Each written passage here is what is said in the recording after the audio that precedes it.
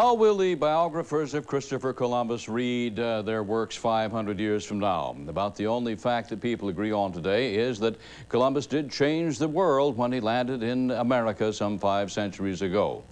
Is he a hero or a villain, or is there some characterization of him that fits someplace in between?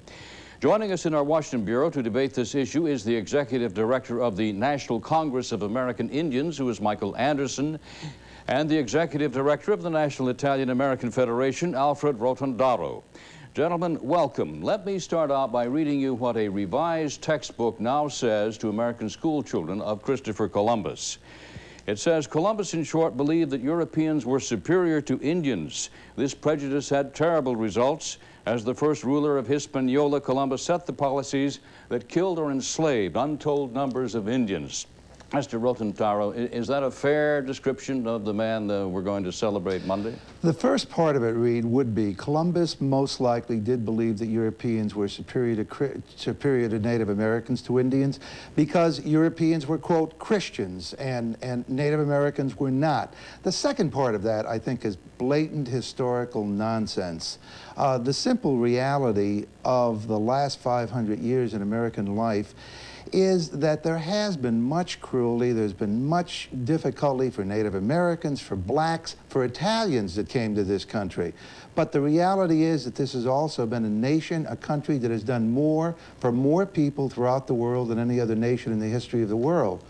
Mr. Anderson, do you take issue with that? I do. The point is, I agree with the first part of the statement, but the point is that as a nation, we still celebrate Columbus Day. Columbus was a villain. He kidnapped 6 Taino Indians and brought them back to Spain.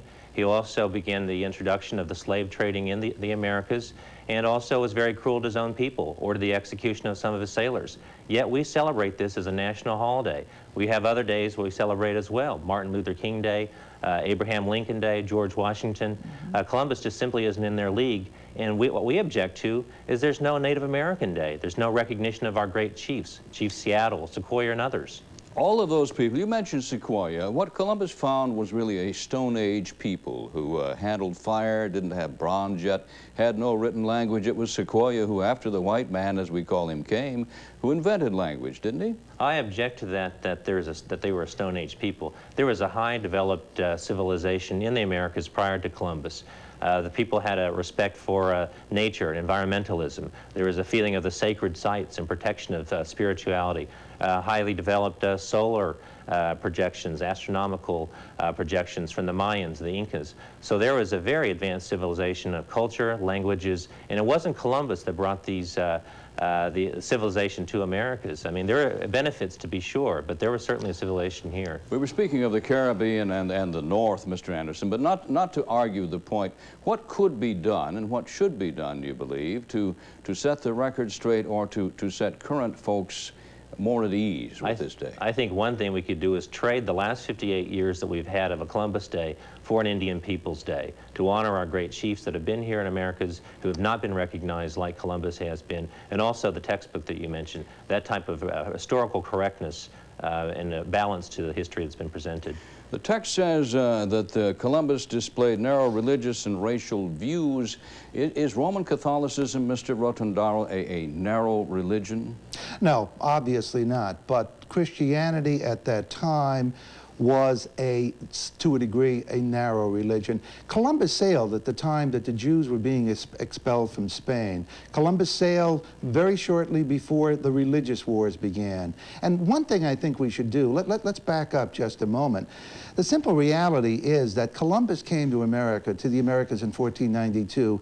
Native Americans were advanced in many ways. Mr. Anderson is absolutely right. I would strongly agree with that. I would also strongly agree with the fact that there should be a Native Peoples Day. But let me also say one other thing. Columbus did not discover, with the Native Americans, a pastoral Eden. The Tanos that Mr. Anderson talks about were engaged to a degree in warfare with some of the sailors. The Caribs that we're talking about have been accused by some scholars of being cannibals. The Mindurucos of Brazil made warfare their major religion. This is not to say that these were Stone Age people. This is simply to say that this was an age of cruelty. Native Americans were cruel. So were the Europeans that sent Christopher Columbus to this country.